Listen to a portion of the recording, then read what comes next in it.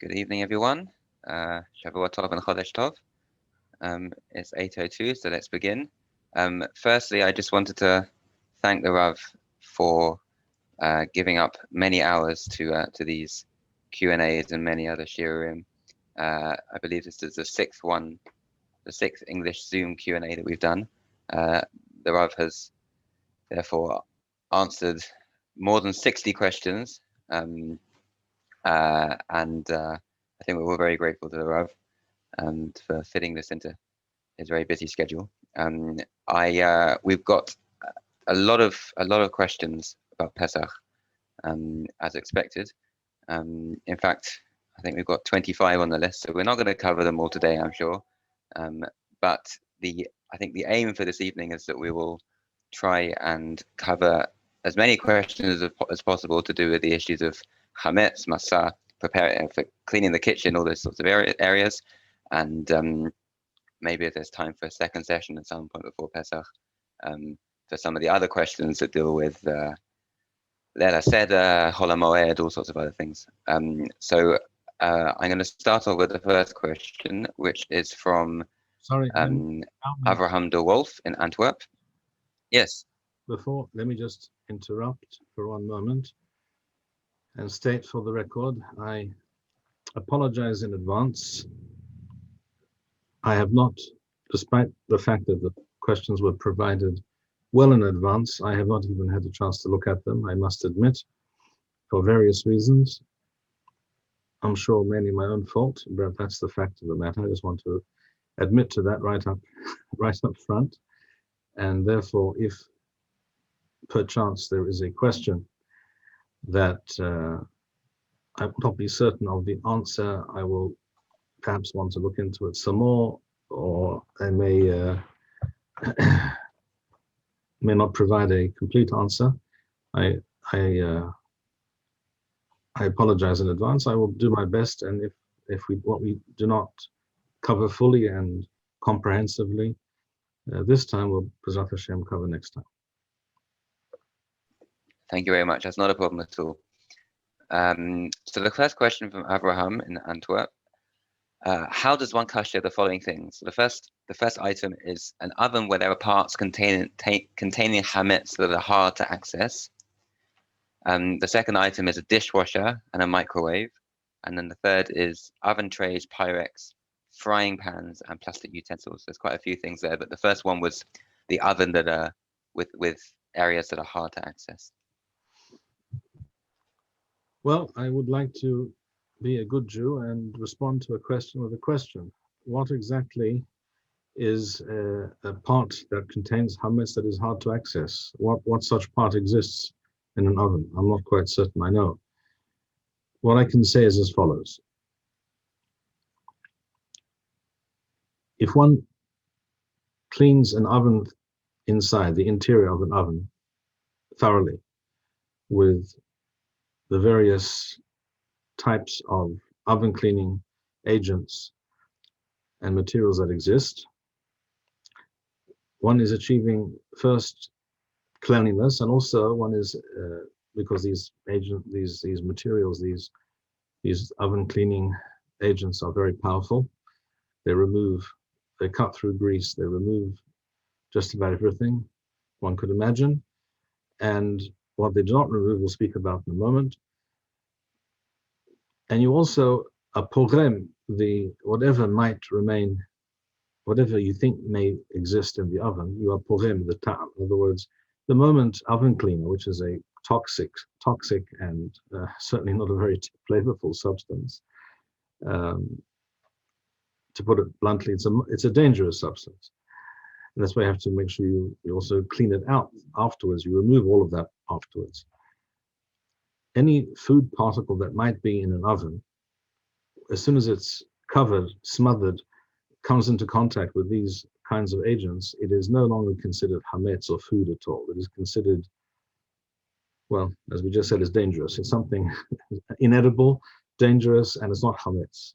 Whatever it is, it's not hametz. And that even that action alone, one could claim already renders the oven kasher Pesach. But after that, what one should do, what I always recommend, is having cleaned it thoroughly, one turns it on to its maximum heat, and once it has achieved its maximum heat, one leaves it at that maximum heat for 40 minutes. After that time, any remaining substance or mark or something that you were able to scrape off completely in the oven has been burnt to a cinder, to some kind of unrecognizable and indescribable matter of some kind, but it's not, again, it's no longer hametz. So even if there is something stuck on the side of the oven, the bottom of the oven, you cannot remove it. Once you've cleaned it with the oven cleaning agents and you've turned it on to maximum heat and left it at maximum heat for 40 minutes, the oven is kasher l'Pesach. There are ovens in some parts of the world, I don't think they're very common in Israel, that have a self-cleaning setting, which means it goes to a very high temperature, which if is even better perhaps, but it's not necessary. The oven can easily be considered and rendered kasher l'Pesach once you have gone through those steps. As for parts that are hard to access, again, I don't know exactly what that means. When I say clean the oven, that means the interior of the oven and the racks. Now, you can also get maybe an extra set of racks or what have you. Those are available usually, but you don't have to. You can do the same thing exactly with the racks and the trays that go with the oven. You clean them thoroughly, you place them in the oven, you turn the oven on and leave it on at maximum heat as we described, and everything, and having cleaned it as best as you can using those agents and where necessary using some steel wool or what have you, all those parts and all those pieces are now kasher l'Pesach. The only other thing that comes to mind might be something like the buttons on the outside of the oven, which are usually removable, and then they can be soaked in very hot water. Usually, even that they can be placed in boiling water with detergents and other grease removers and what have you. And whatever is under the button, then you can clean easily. You should be able to access that quite simply. So I'm not sure what other things are hard to access. I've heard of people struggling with a fan at the back of the fan at the back of the oven. Is that well, the fan is usually, that might be what I don't think Abraham's on the line, but that might be what he was referring to. The fan is usually behind the inner wall of the oven, the back wall, and you don't have to get to the fan itself. When you spray those materials into the oven, some of it goes onto the fan also, inevitably. And whatever is on the fan, I don't know what would be there, but whatever it might be there would be nifsal and nifgam immediately. And again, when you turn it on to maximum heat for a long time, again, whatever is left there ceases at some point to be considered food or hametz, and is just guk is the best word I can think to describe it. If there's still something there, and it's not an issue in terms of kashrut. Okay, thank you. Abraham also asked about a dishwasher and a microwave, please. All right, a dishwasher. A dishwasher, in my view, is a very easy thing to clean in general and to render kasher l'Pesach, because more or less for the reason that we mentioned before, any food particles that remain on dishes that are placed in the dishwasher then come into contact with detergents. The detergents, of course, render any food that was left on the plate, so that falls to the bottom of the dishwasher, that falls into the trap at the bottom of the dishwasher. It renders all of that pagum, something that cannot impart any kind of flavor or taste that human beings would recognize or wish to recognize. And therefore, that fact alone means that it hardly needs to be cleaned. But what I recommend doing in practical terms is cleaning it again thoroughly with the appropriate cleaning agents on the inside. There are special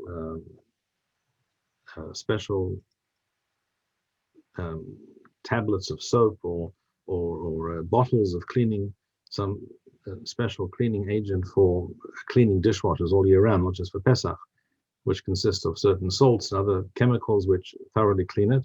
Before doing that, you can take a toothbrush and rub away at the inner surfaces where there are crevices, where certain surfaces meet other surfaces, where you have the rubber seal on the door, and other places you can, with a toothbrush or something similar, you can go, or even a small shoe brush or a clean one, or some, obviously, you can go around the oven and clean those areas where certain things might seem to be there, and there might be something there, but it's not food and it's not hametz. Again, it's just gunk, which you would anyhow probably want to remove at some point during the year, and some people do this, every month or whatever. You go over the whole dishwasher in that fashion, make it as clean as you can, and then you run it without any dishes in it, either with just soap or the regular detergent that you use for running the dishwasher, or the special bottle or whatever that comes specially prepared for cleaning out the system once every so often. And the dishwasher is perfectly kasher at Pesach. The inside of a dishwasher is most of the surfaces are stainless steel, and the racks, etc. Again, they're covered in something, but underneath it's also kind of steel. And even the plastic, it doesn't matter, again, because it's all constantly coming into contact with hot water, detergents, and substances which render any food particles completely pagum and pasul and irrelevant from a kashrut standpoint. With regards to a microwave also can be cleaned and should be cleaned, as we described, similar to a dishwasher. Cleaned thoroughly inside with some kind of cleaning agent, detergent, what have you.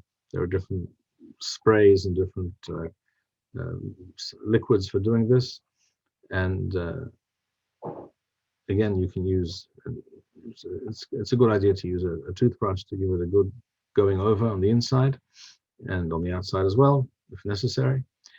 And then I recommend taking a bowl of water and placing half a lemon inside that bowl of water and bringing that to a boil and allow it to boil for a minute or two inside the microwave, which creates a lot of steam, and the effect of that is to basically disinfect the inside of the microwave. Instead of lemon, one can also use vinegar. I'm not saying you cannot kasher a microwave without a lemon or without vinegar.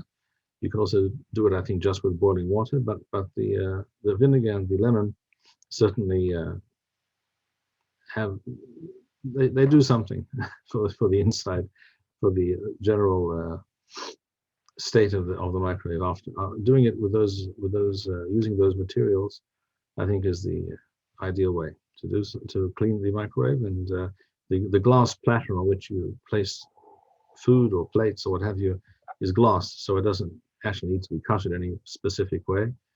Just washing it in the usual fashion in the dishwasher or by hand is sufficient. But of course, it'll be there when you do this anyhow inside the dishwasher. Any other parts like the ring under the platter, under the plate, or whatever it is, all these things do not actually need to be kasher, even to the extent that a dishwasher or an oven need to be, for the simple reason that inside a microwave, what really gets hot is the food, whereas the other parts of the microwave will not get as hot as the food, because the microwave is designed to do exactly that, to cause the water molecules to vibrate, and the food therefore becomes hot. But the glass itself doesn't become that hot. Anyhow, glass is not bulad, does not absorb. And the same is true of the size of the inside of the microwave. It doesn't actually become very hot. So it's not a very difficult thing to clean. So following the steps we mentioned, it should be okay. And the last items were, well, the first one was oven trays, but I think the Rabbi's probably dealt with that in terms of cleaning it and putting it in for 40 minutes. Right. Okay, so we have so the others were pyrex, frying pans, and plastic utensils. all right, plastic utensils. I asked this question approximately 39 years ago, around this time of year, Rosh Chodesh Nisan. I asked this very question of Hagaon Rabbi Shaul Yisraeli Zitzal, Rosh Yeshiva, one of the Rosh Yeshiva of Merkaz Harav at that time. And he said to me, the truth is there are two kinds of plastic. There is soft plastic and hard plastic. He said hard plastic does not really absorb. Soft plastic probably does. It's a difficult thing to measure, but it probably does. It's logical that it does, whereas really hard, high quality plastic probably doesn't absorb anything very significant. So he said to me as follows: only things that are used with really hot substances, hot foods, with regards to plastic, do you need to have a special set of those utensils for Pesach. Other than that, you can use plastic utensils. If you clean them thoroughly, you can use them the same ones as you use the rest of the year. Things that you use with very hot food, like stirring a pot or what have you, a cooking pot on the fire, then you should have use separate plastic utensils for that. With regards to a frying pan, there are two opinions amongst the Rishonim whether a utensil like a frying pan can be made kasher by means of hag'ala, or whether it requires libun. The standard opinion is that it requires libun, which means that you would have to use a blowtorch or something like that, which isn't very practical. I tend to follow the view of those Rishonim that hag'ala is sufficient. If you're able to make the frying pan completely clean, then you can make it kasher for Pesach or for whatever all year round by hag'ala, by immersing it in boiling water. And that is possible. Nowadays, usually in most neighborhoods, there's a place where they do hag'ala, etc., etc. So that's also possible. The third possibility is to have a separate frying pan.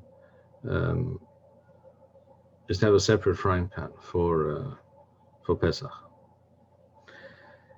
which is not a terribly difficult thing to do nowadays. Cheap frying pans are fairly readily available.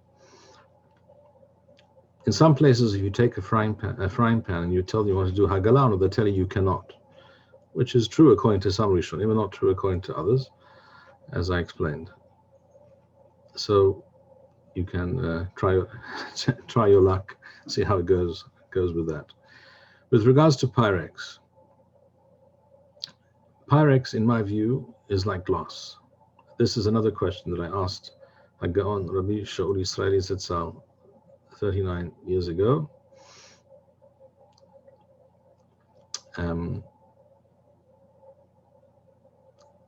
he said to me, in his words, pyrex is glass she'avar ibud chimi, that has been chemically treated in a certain way so that it will not shatter like glass will shatter, so it can resist high temperatures, etc., etc. But it has the same halachic status as glass. That's what he said to me, and that is what common sense dictates. If you look at a piece of pyrex, it looks like a piece of glass. To tell me that something's absorbed in it is rather strange, because then how come I cannot see it? If there's something absorbed in the glass, I would see it, surely. Now the thing is with pyrex, sometimes because of the way it's used in ovens and with oil and what have you, certain things can get stuck onto pyrex and can be fairly difficult to remove. Now, not every single thing that gets stuck, some little spot of something which is usually beyond identification and has been there for some time, you cannot always know what it was originally, and you cannot always remove it entirely, although usually you can if you put your mind to it, with the right materials and with some steel wool and with some the correct cleaning agents, you can probably remove absolutely everything. So either you clean it thoroughly, as I suggest, is possible, and then it can be used for Pesach as well, or you can buy a few extra pyrex dishes for Pesach if necessary. Okay, thank you, Harav. I don't see. Is Abraham on the line? No. Okay. So the next question is anonymous. The question is: the Rav has said that stainless steel does not absorb. Nevertheless, in the Rav's guidelines for kashering for Pesach, he said that one must kasher a stainless steel sink by pouring boiling water on it. But if stainless steel does not absorb like glass, why should it require any kashering at all, other than cleaning, of course? All right. Well, one of my problems in life is that I have a number of Talmidim who are altogether too clever. They understand too well what I say, and they follow through with ruthless and unrelenting logic. And then they say, so why is it necessary to do this if you say it's the other, such and such is the case? On one level, technically, the questioner is correct. But to be more precise, I will say as follows. Stainless steel, I never said it doesn't absorb technically at all, but the absorption is of such a minimal and almost immeasurable extent. It's so minute that it is almost impossible to measure. According to one study that I saw approximately 9 years ago or something like that, done in a laboratory setting, the absorption was the figure they gave was 1 part in 70,000. Now, 1 part in 70,000 is considerably more than 1 part in 60, as you can well understand. So it's a whole lot. It's a different, totally different reality from the concept of batel b'shishim. So even if the stainless steel was to absorb, let's say, 1 part in 1,000, it would still be a long, long way from any kind of absorption that would have halachic significance. One part in 70,000 is almost off the scale. I also spoke years ago to Rav Moshe Antelman, Zecher Tzadik Livracha, who was a Talmid Chachamim, and he was also a chemical engineer. And he worked with metals in the industrial setting. He knew about these things. And he said to me, I asked him, I said, stainless steel, does it absorb? He said, well, it does. I said, all right, how much? He said, 2 or 3 atoms, perhaps, is what he said to me.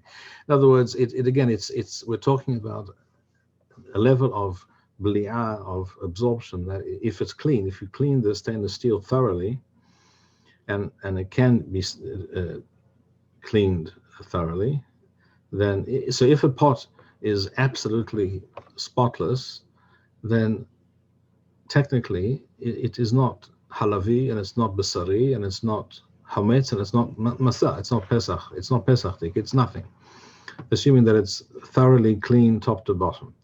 But we all know that that's in a perfect world. In the real world, not every pot is cleaned absolutely thoroughly.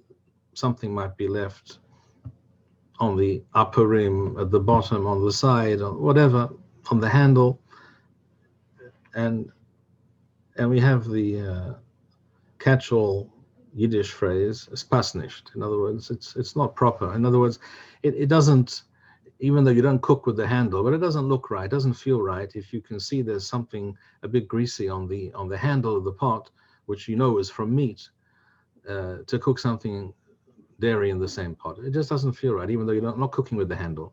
You know, the grease on the handle, even if it's there, is not going to jump into the milky dish that you're about to cook in the same pot. So for this reason, not just for Pesach, all year round, I do not suggest to people, I've never suggested to people that they do not have 2 sets of dishes and 2 sets of dishes, 2 sets of pots and pans. I've never suggested that, because I think it is a very reasonable approach to say, technically stainless steel does not absorb halachically in any meaningful way.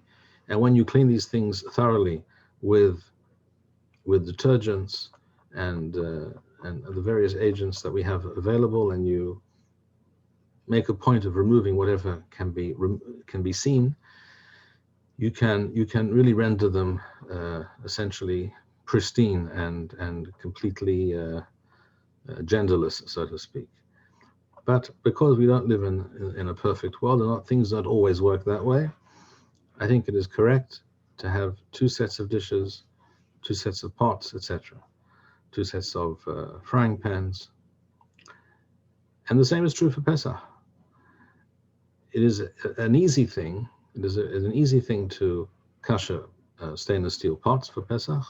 You clean them thoroughly. You do hagala. Now, to do hagala, you can either take it to the place that they do hagala in your neighborhood, or you can boil water on top of the stove, so that it boils over a tiny bit, just overflows a tiny bit, and the pot is clean. And the pot is kasher. The pot is now muhshar for Pesach. You can do that with stainless steel utensils very easily. It's more difficult. You cannot do exactly the same thing with glass, but then again, because glass in extremes of temperature would usually crack or shatter or what have you. But glass usually is not used with high temperatures, and therefore regular glasses from which one drinks, one doesn't have to have special glasses to drink from on Pesach. One can use the same glasses that one uses to drink throughout the year, even if you drink beer in that glass, because you don't drink hot beer, you drink cold beer or room temperature beer, depending on whether you come from North America, Australia, or the UK, depending on how you prefer your beer. And even if the beer is room temperature, even if it was lukewarm, and I don't know anyone who drinks lukewarm beer, and even if it was hot, glass does not absorb. That's a cloud. Glass does not absorb. Full stop. So with glass utensils, this is not an issue. You don't cook in glass. You do cook in stainless steel pots, or in aluminium pots, perhaps, or something of that sort. These things can easily be kashered. However, the knowledge, the fact that stainless steel and aluminium do not absorb any significant kind of absorption from which is halachically significant, this allows us, in unusual or extreme circumstances, to come up with a solution. Let's say a person is stuck somewhere for Pesach, or it doesn't matter, it could be throughout the year. They arrived in some place and they only have one pot, and they cannot possibly get their hands on another pot now. And they think this pot was probably used for tray food, and now they want to know if they can kasher it, and they think it was probably flashing, now they want to make it milchid. It was meaty, now they want to make it dairy, and now it's Erev Shabbat, and they have to cook something quickly before Shabbat. So you have to know what do you say in such a situation? Do you say, well, you can't do anything about it, it's flashik, it's besari, nothing to be done? Or you can say, well, actually, if you can clean it thoroughly, then you can use that pot to cook food for Shabbat rather than not cook food for Shabbat. And the same is true for Pesach. If a person is in a situation where they will not have utensils for Pesach, unless we tell them you can use these kinds of stainless steel utensils that you use all year round, you can use it for Pesach as well, then that will make their Pesach very difficult and unpleasant and not very happy. There'll be no simchat hag, perhaps, because they won't be able to cook food or something like that. This, of course, is not a common circumstance, but it can happen. So the knowledge of the knowledge of the reality of these metals and the chemical, physical properties and the halachic significance of those properties is an important piece of knowledge and something to be aware of when you are asked certain questions and how to solve certain problems. So I'll give you a simple example. If a person says, I have a stainless steel knife, and by accident it was used to cut. It's a milchik knife, a dairy knife, made of stainless steel, but it was used to cut a piece of steak. Well, the first question is, okay, well, you don't eat a steak which is at a temperature of 100 degrees. Even if it's hot, it's not all that hot by the time it gets to your plate. So it's a very simple thing to solve that problem. You clean it off, and you just pouring boiling water over it from a kettle is sufficient, in my view, to kasher a knife in that kind of situation, which is a common kind of question that comes up. So that's why it's important to know the reality of stainless steel and other metals that we use today, which are very, very different from the kinds of cooking materials that were referred to in the Talmud, where the average pot that was used for cooking was made of heres, which was made of porous earthenware, which is a very porous material, which certainly does absorb a great deal. And that's what the Talmud was speaking about, as Rambam points out explicitly. Whereas pots made of iron, and even how much more so of steel, cast iron obviously absorbs a great deal less, many, many orders of magnitude less than earthenware, but still would absorb more than stainless steel. About that, the Ra'avad already writes that you have to estimate as best you can. He writes in the Middle Ages when he couldn't do this in a laboratory. The Ra'avad says you have to estimate how much could possibly be absorbed into a metal pot, the kind of metal that he knew of, which is probably some kind of cast iron. And then you can calculate the amount of absorption that might be, and then you can begin discussing if there's a problem with the food that was cooked in this pot or not. With stainless steel, the problem is again many orders of magnitude less problematic. That's what I've said in the past, and that's what I maintain today. Okay, thank you, Harav. The next question is from Chaim Ginsberg. It's quite a long question, so I'm going to also post it in the chat for those of you who struggle with British accents. The question is: are grains that are soaked whole considered hametz? This is relevant A, as most commercial flour companies first soak the grains and then grind them into flour, and B, they sell a product known as wheat berries and other similar products, which are whole kernels of wheat, which I believe are first soaked before being sold. My concern is not so much this flour or these products on, not so much using this flour or these products on Pesach, but rather if one may own such items or if it's considered hametz. All right. Well,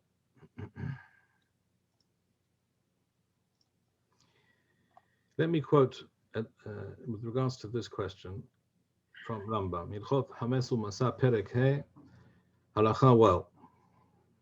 Rambam writes as follows: En bolalim et haseorim b'mayim b'Pesach. One does not soak barley grains in water during Pesach, mipnei shehem rafim, because the outer husk of barley is relatively soft. It's not very hard or harsh. Umahmisim b'mehera, and therefore they can theoretically become hametz without too much effort. We'im balal, and if you did soak, when we say soak, we don't mean for hours. We mean mix wash them and maybe soak them for a short time before grinding the grains. This was done in order to remove the outer husk, etc., and to make it easier to grind properly. So Rambam says, "We'im balal imrafu kadeshim hiniham al pi habiv sheofim alo halot yithbakeu hare elu asurim." This is all with regards to barley grains. Note, we'll speak about wheat grains or wheat berries in one moment. A wheat berry is a wheat grain. It's the same thing. It's just a term that they use nowadays in English. In North America, I don't know why. They're not berries, they're grains, but all right, whatever.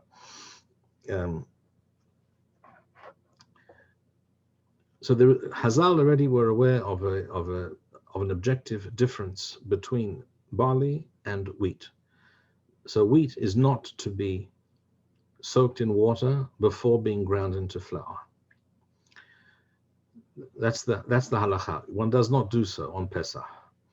If one did so, or if the barley was in contact with water for a time, and not just sprinkled for a moment or 2 or 3 or 4 minutes with water and then immediately processed in some other way. But if it was in contact with water for a longer period of time, if they became imrafu, says Rambam, if they became softened by this being in contact with this water, to the point that if you put them over a fire, what's called a biv or a bev, which is a kind of vessel which has holes in it. It's a kind of round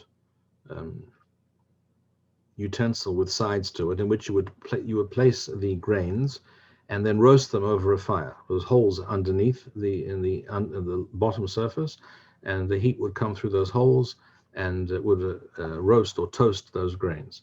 If you were to put them in those grains, having been in contact with water, into such a utensil over the fire, and they were to open up or they were to split open as a result of the heat, that is a sign that they were in contact with water for too long, says Rambam. Hara'elu asurim.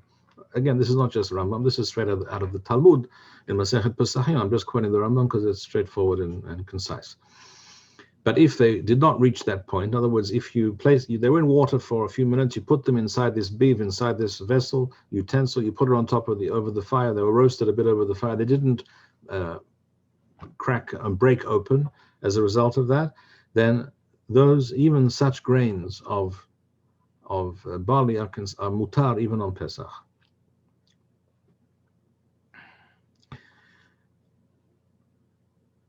Now, that's with regards to barley. But most of us do not eat barley on a regular basis. We don't eat bread made from barley. We don't eat masa made from barley, although you could. With regards to wheat, Rambam says in Halacha Zayin, again, this is Hilchot Hametz Masa Perek He, Halacha Zayin, Ahitim, if we're talking about wheat grains, mutar livlor otam b'mayim. The halacha is it's mutar to place them in water, even on Pesach, kedei lo hasir suban, in order to soften and therefore remove the outer husk, the bran from the outside of the grain. Tohanin othan miyad, and then we immediately grind them up on Pesach. In the same way that fine flour is made during the year. So the halacha from the Mitzad Talmud, Dinat Talmud, is that you're allowed to soak grains of wheat in water. When we say soak, again, we don't mean for hours and days, because if you do that for hours and days, then the wheat grains will also become softened and will break open, and that is considered hametz gamur. But we're talking about soaking them for a short period of time in water in order to remove the outer husk, and in order to then be able to grind those grains into a fine flour, not flour which is 100% wholemeal. That's the Dinat Talmud. So even if it happened, it's not hametz. Rambam adds, "Uchvar naharu kol Yisrael b'shid'ar," which is Bavel, u'be'eretz hasavi, u'b'sfarad, u'b'arei ma'arab, in North Africa and Spain, and this is essentially became the practice throughout the world. Shelo yivlelu ahitim b'mayim, not that mitzad haminhag as an extra chumrah that most of Am Yisrael, or much of Am Yisrael, adopted already 1,000 or 1,500 years ago. The minhag was not to soak grains of wheat in water, gzera shema yishhu yahmitzu, lest they be in the water for too long and become hametz. So normally any wheat grains or berries, whatever you call them, that you buy, and this is true of flour that you buy, because the flour is made from grains that were soaked for a short period of time. In some cases, I know because I've spoken to some people in the industry, it's not even soaked, they're sprayed with water, and then they're ground into flour. There is no reason to believe that either the grains or the flour became hametz, unless you know that they were soaked in water for an extended period of time. Thank you. Chaim, are you online, and do you have anything to be clarified? That's it. Thank you so much. Right. Thank you. The next question is anonymous. As the Rav holds that oatmeal is kitniot and is incapable of leavening, would oatmeal porridge be acceptable on Pesach? I do not believe that oats are one of the Hameshet Haminim. Why do I think so? For a number of reasons. First of all, Rambam writes explicitly in Ilchot Hametz Masa that the Hameshet Haminim are actually just two minim, two types of grain, three varieties of barley and two varieties of wheat. Rambam does not mention, and what is referred to in the Mishnah and the Rambam as shibolet shu'al, which is the modern Israeli term for oats, does not refer to oats. It refers to a variety of barley, and this is also what it states explicitly in Masechet Hala in the Talmud Yerushalmi. It's quite plain from the description given there that it's not describing oats, because oats, if one's familiar with the look of a stalk of oats growing in the field, it has this little sort of envelope at the top in which you have the grain, and it has no hairs or stalks or sharp spikes, as it were, growing at the top, like you do with some varieties or most varieties of wheat and many varieties of barley. And shibolet shu'al in the Mishnah, in the Yerushalmi, in the Rambam, is a kind of barley which has these straight, spiky hairs at the top of the stalk. I mean, it looks like nothing like oats. That's already two reasons. A third reason is because there is no gluten in oats. If you try to grind oats into a flour and make it into some kind of a dough, you will discover, as I discovered, because I tried this many years ago, because I was curious, you will discover that it does not rise. No matter what you do, it will not rise. All those cultures over the last thousands of years with which we are familiar, that where oats was a staple food, none of them, like the Scots, for example, made oats into bread. Why not? Because you cannot make bread from oat flour. What you can do with oats is make porridge out of it, which is exactly what the Scots did. The Scots are famous for their porridge, and I think porridge is a wonderful food, and I happen to like it very much.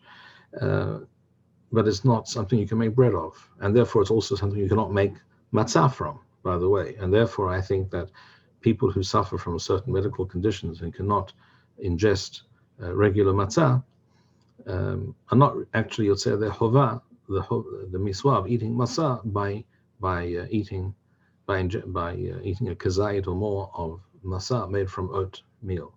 So who does say that oats is one of the Hameshet Haminim? Rashi says so. It's true. Rashi does say so. And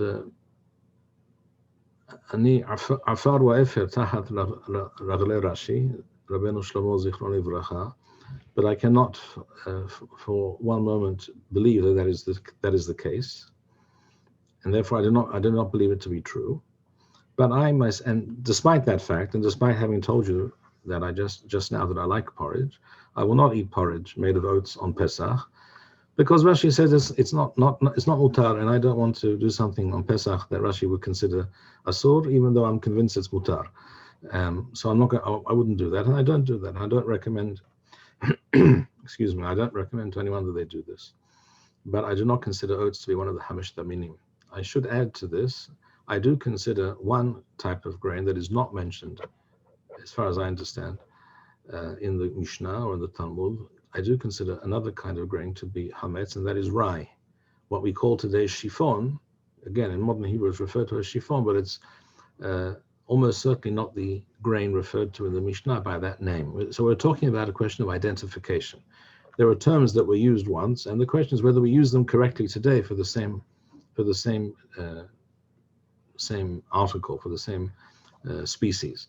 And this view, by the way, that oats is not shibolet shu'al, mentioned in the Mishnah, is also a view plainly stated and supported by various facts by Professor Yehuda Felix in his books Hai wa Someach Mishnah and other books that he wrote. It's very dubious if oats were ever cultivated in Eretz Yisrael as a staple food. They do grow, a wild kind of oat does grow in Eretz Yisrael, here and there, but it's not at all, it seems that it was never cultivated as a staple crop, as opposed to Europe, in some parts of Europe, because it tends to do well in northwestern European climates, as does rye, by the way. Rye also is not a natural grain that occurs in Eretz Yisrael, but rye is a grain that does contain gluten. You can make a bread dough from rye flour. It's a heavier dough than wheat dough, but it does rise. It does, because it does have gluten in it. So oats are not actually hametz. If you have oats in your fridge or in your cupboard, you don't have to throw them away. You don't have to do anything. You don't have to sell them. You don't have to give them away. They can just keep them in the cupboard and use them after Pesach. That's what I do. But I would not eat them during Pesach. If you're a celiac and you cannot eat regular matzah, if that's probably a question that's coming up, I don't know. Is it a question that's coming up? It's not actually on the list, no. Well, then I'll relate to it briefly now. What I say to people with these issues are as follows. It's a question of degree. Some people have what they call mild or moderate gluten intolerance. In other words, it's better for them not to eat gluten products.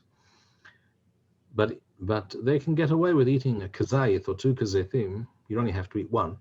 But even if they 2 or 3 kazetim, kazayith, by the way, is 3 cc, which is a very small amount, the size literally of the smaller varieties of olives out there that you see on a regular basis. That is a volume. 3 cc is a volume, not a weight. It's a very small amount. It's about 1/3 or 1/4 of an average adult bite. So, a small bite of matzah is well more than a kazayith. So some people can get away with eating a kazayith or 2 of matzah, a lela seder, and they won't suffer any severe medical issue. If a person says, well, it might cause me a slight discomfort, I might have a slight stomachache the next day, maybe, but nothing serious, I would say that person is hayav to eat a kazayith of matzah nevertheless. Again, 1 kazayith of matzah, 3 cc, which, if you're talking about a standard machine matzah, the square kind of machine matzah that people are familiar with, we're talking about 1/9 of a machine matzah.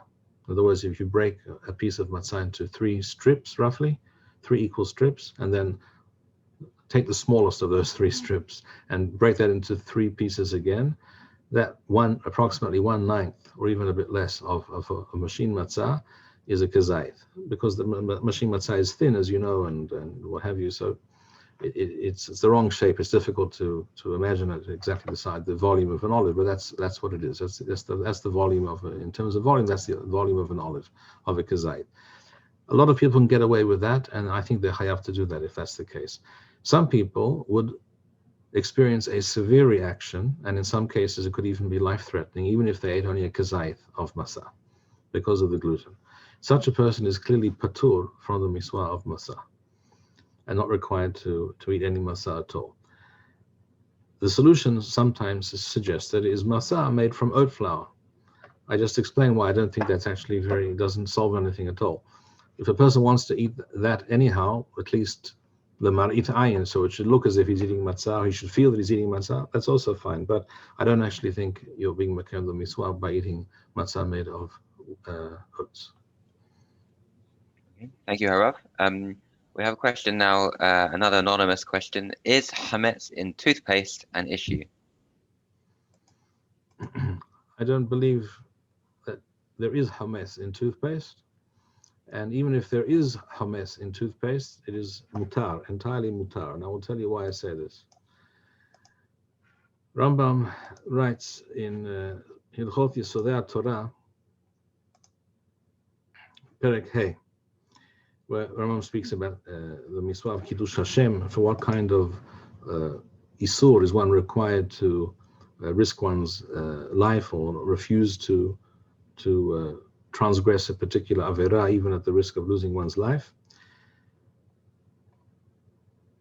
Rambam writes as follows. So we know that there are 3 kinds of isurim that even where a a person will lose his life, one is not allowed to transgress. That is, shefichut damim, bloodshed, gilu arayot,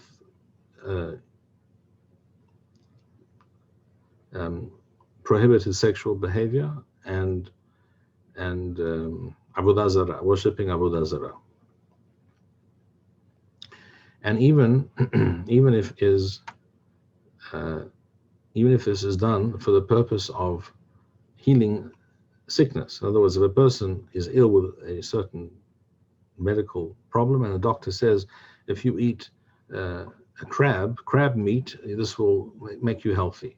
So is he allowed to do so or not? Well, the answer is it depends if his illness is such that his life is at risk or not. So Rambam writes here in Hilchot Yesodei Torah Perek Hey,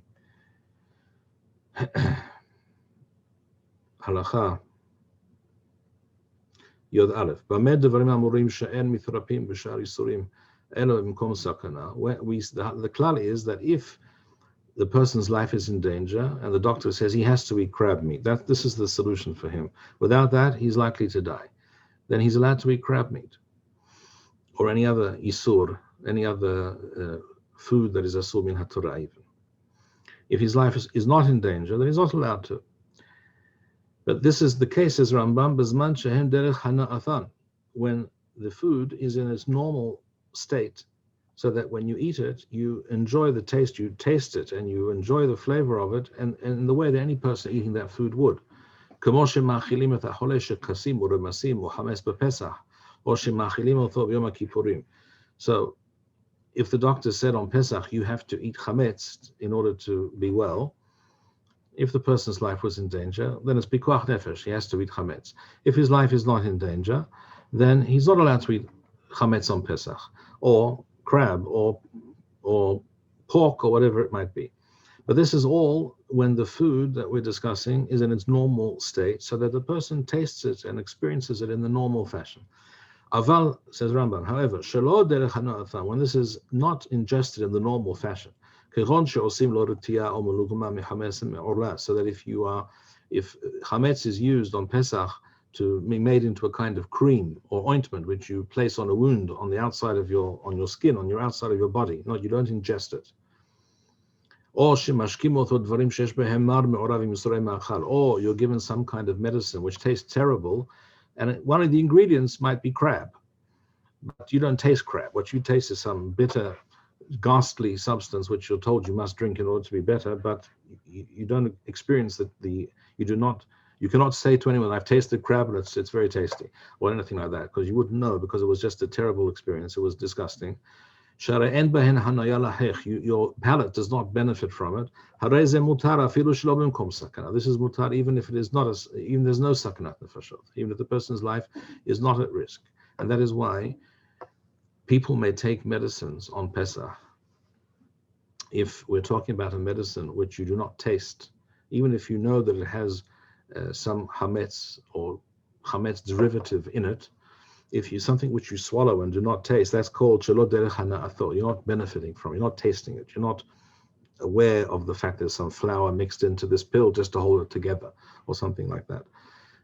In that case, you may take the tablet on Pesach, even if it's not a question of sakana. There's no danger to life. And the same is true with toothpaste. Toothpaste is not a food. It doesn't taste good. It's not a food that any normal person chooses to eat. It's not healthy, and it has the same status as these kinds of things that we're discussing here. The only exception to that might be certain kinds of children's toothpaste, which are edible, which have a flavor that has sugar or some sweetener in there. I don't know. So it's tasty, and some children even deliberately swallow it. They quite like the flavor. If there were to be hametz in such toothpaste, that would be asur. I don't know if that's the case, if there is any, but if there were to be hametz in such toothpaste, it would be asur. But I know for a fact that one can check all the various lists of Pesach products of the various kashered organizations, and you will find there that if not all, then at least most of the toothpastes on the market are not a problem. Okay, thank you. We've got about 4 minutes left, so we'll try and squeeze in this last question. Would the Rav please remind us what taarovet is and what it is not?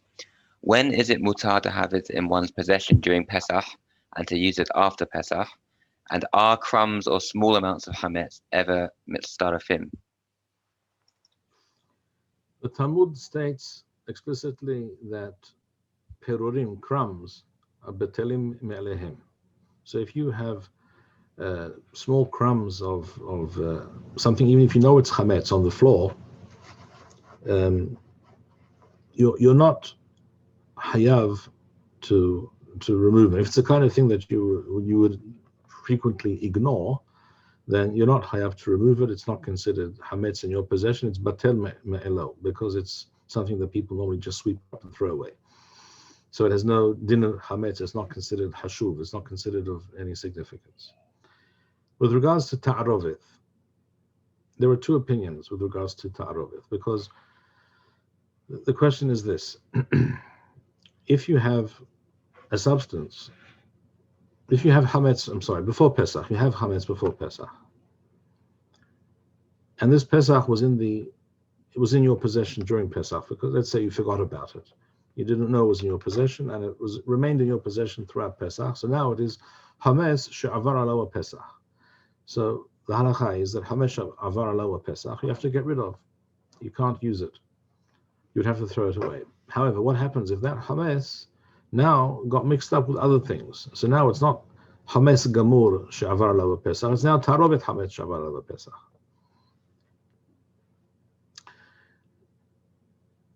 That it seems it certainly can be understood from the Rambam, at least from the lashon of the Rambam, that is the gzera of hametz avar alawa Pesach does not apply to a taarovet of hametz. In other words, if it got mixed up with other things after Pesach, let's say, I'll give you an example. Let's say you had breadcrumbs in your possession, which is obviously hametz gamur, breadcrumbs, and you forgot about them. They were in the cupboard, you didn't see them, and after Pesach you discovered them. And now these breadcrumbs were mixed up in some other food with other things. And so you have some food here, some kind of a spread or some kind of, I don't know what, some kind of a dish in which there are some breadcrumbs mixed in with other things. And you don't really see the breadcrumbs by themselves. You can understand from the Rambam that the gzera does not apply to that taarovet now. Because the thing that was in your possession during Pesach is no longer the same thing. It's just now in a different form. So it has a new name, it has a new reality to it. There are those who understand that the fact that it now became mixed up after Pesach doesn't change the fact that it was hametz she'avar alawa Pesach, and you still must get rid of it. You cannot use it or have it in your possession after Pesach. With regards to this particular question, which is midivrei soferim, not min haTorah, because the whole question of hametz she'avar alawa Pesach is midivrei soferim. It's a knas, it's a fine, so that people will not choose to keep on the side somewhere some hametz that they're particularly fond of. So we tell them, even if you do this, it won't help you, because after Pesach it's still asur. Seeing that this is a knas midivrei soferim, and you can understand this halacha as Rambam, as it seems that you can understand it from Rambam, and this is how Mori Rabbi Rav Yosef Gachech understood the Rambam's understanding of this halacha. So I think in that case one can be mekel. Whereas something which was a taarovet hametz, but it's clearly hametz, but it's not pure hametz, like beer, for example. Beer made from barley, which is not pure hametz. It's not pure hametz, by the way, is only a few things. Pure hametz is bread, biscuits, crackers, pasta, and a few other items of that sort only. That's pure hametz. That's hametz gamur. Anything else is not hametz gamur. Anything else is taarovet hametz. So beer is taarovet hametz because there's lots of water and other things in there. But there's also a considerable amount of material that comes directly from the barley. There, I think, you cannot understand the Rambam in that way. In other words, you cannot understand that seeing that something was before Pesach was taarovet hametz, and now after Pesach it's still in the same state. It's still taarovet hametz. That means that the knas does not apply to that. To that, I think the knas does apply, even according to Rambam. I think it's possible to understand that Rambam was of the view that something that was in one state before Pesach and now is in a different state, it loses that shem, it loses that label of hametz avar lava Pesach. But if something was hametz all along, you have to get rid of it. This is the simple understanding of the Mishnah in Masechet Pesachim, which talks about elu overim befesach or bepesach, and talks there about shechar hamadi, for example, which is beer made of dates, but into which grains of barley were added and soaked in this beer, and one is over al the isur of bali re bali maseh by having this in his possession, according to many of the mefarshim, at least, not all. So anyhow, with regards to such things like beer, I don't think that one can rely on that understanding or that approach. With regards to something that was hametz before Pesach and then got mixed up with other things, I think one could be mekel. Okay, thank you very much, Rav. I think that's all we've got time for this evening. Thank you again to the Rav for devoting another hour to us. Kol tov, hizku v'yames levavchem kol hame'ahalim Adonai. Shalom. Thank you, Rabbi Bar-Hayim. We would like to encourage our viewers to share these videos with friends and send in your responses. We would also like to suggest the following opportunity to our viewers. If you identify with Rabbi Bar-Hayim's message and would like to sponsor or dedicate a video interview with the rabbi in honor or memory of a loved one, if you would like to obtain Birkon Nusach Eretz Yisrael or invite the rabbi for a speaking engagement, please email us at office@machonshilo.org.